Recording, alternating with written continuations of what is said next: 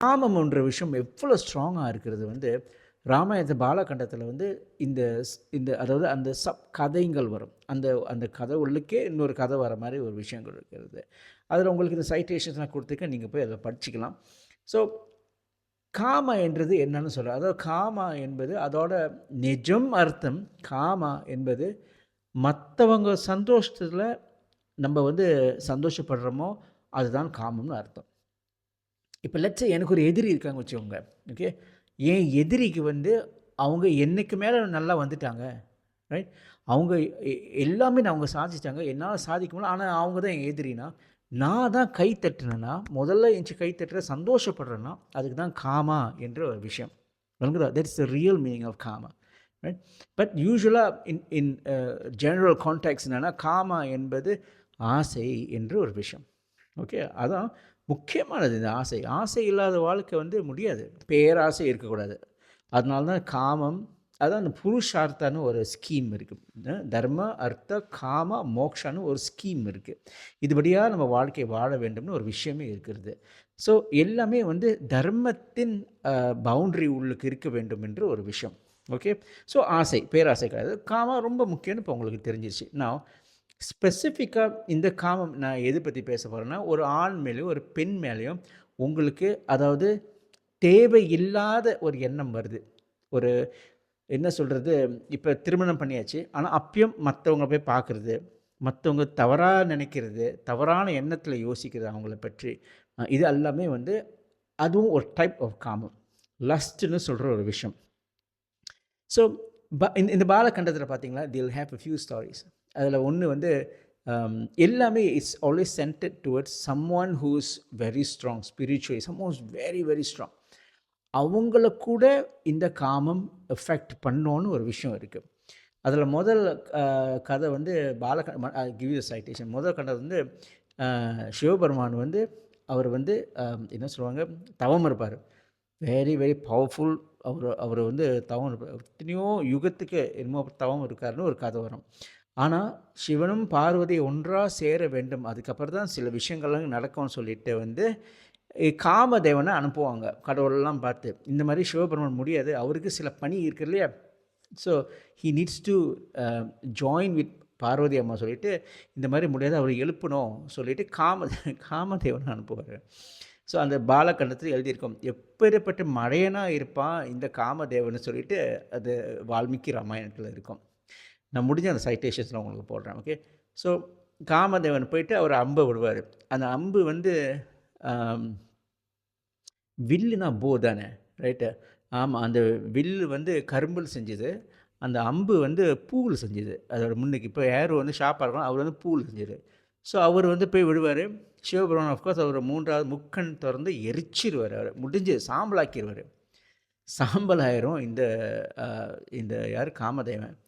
ஆனாலுங்க அதில் எழுதியிருக்கு வால்மீகி ராமாயணத்தில் வந்து காமதேவன் அதாவது உடம்பு அழிஞ்சாலும் அவரோட அந்த சக்தி இன்னும் இருக்குது. அந்த காமம் அவ்வளோ ஸ்ட்ராங்னு சொல்ல வராங்க, விளங்குதா? His shakti is still there.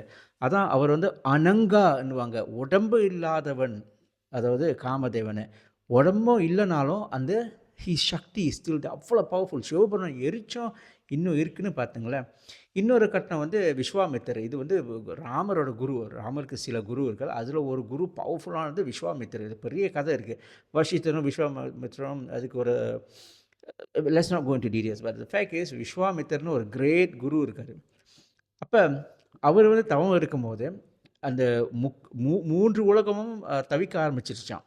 Okay, so as usual இந்திர பகவானுக்கு வந்து பயம், எங்கடா நம்ம சொர்க்கத்தை எடுத்துருவானே என்று சொல்லிட்டு முதலாக வந்து இவர் அனுப்புவாங்க, யார்? மேனகையை அனுப்புவாங்க. அவ்வளோ சக்தி வாய்ந்து அவர் தவமாக இருக்கார். மேனகையை பார்த்தோன்னா அவருக்கு வந்து எல்லாம் பறந்து முடிஞ்சிச்சு.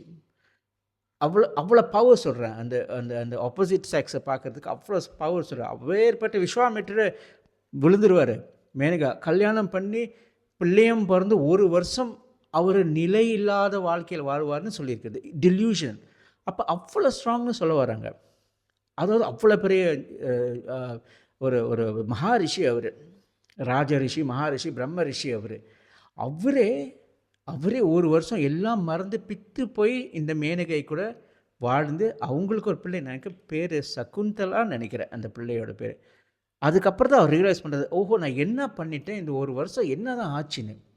அதுக்கப்புறம் வேறு விஷயம் அவர் ஒதுக்கி வச்சிருவார், சாபம் அதெல்லாம் ஓகே டன். 3வது வாட்டியும் அவருக்கு வந்து இன்னொரு விஷயம் நடக்கும். இதே சமயம் அவர் போயிடுவார், மறுபடியும் தவம் இருப்பார். இந்த தவம் இருக்கும்போது இந்திர பகவான் மறுபடியும் யார் இந்த வாட்டி அனுப்புறது வந்து ரம்பாவை அனுப்புவார். ரம்பா, இந்த ரம்பை இவங்க வந்து போயிட்டு அங்கே உட்காரணும் போது விஸ்வாமித்திரருக்கு தெரிஞ்சிடும், ஒரு வாட்டி ஏமாந்துட்டப்பா மறுபடியும் ஏமாந்துமா.